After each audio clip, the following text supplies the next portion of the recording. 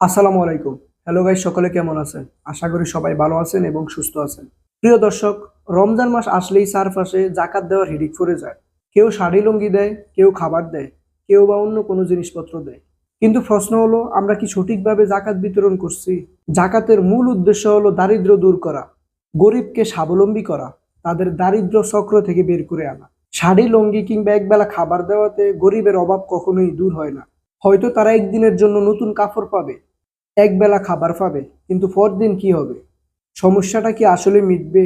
কিন্তু একজন দারিদ্র ব্যক্তি যদি নগদ টাকা পান, তাহলে তিনি নিজের প্রয়োজন অনুযায়ী তা খরচ করতে পারবে। যেমন চিকিৎসার জন্য, সন্তানের পড়ালেখার জন্য, ক্ষুদ্র ব্যবসা শুরু করার জন্য বা অন্যান্য জরুরি কাজে।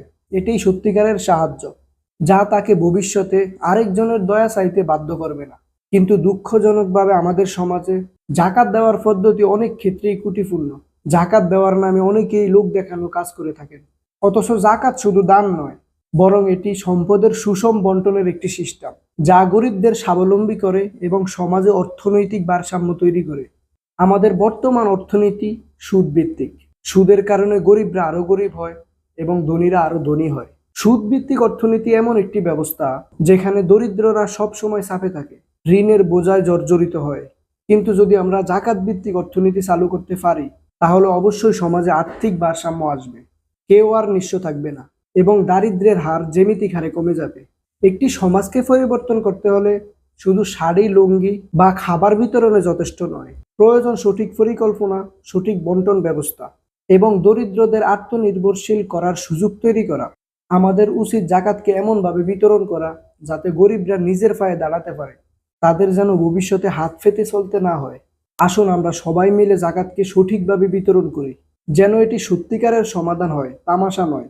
বর্তমান সমাজে অনেকাংশেই দেখা যাচ্ছে বিত্তশালীরা জাকাতের নামে গরিবদের সাথে তামাশা করছে।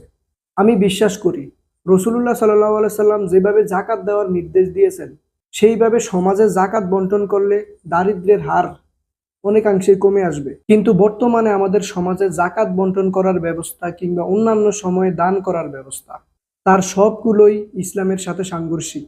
জাকাতকে সঠিকভাবে বন্টন করুন।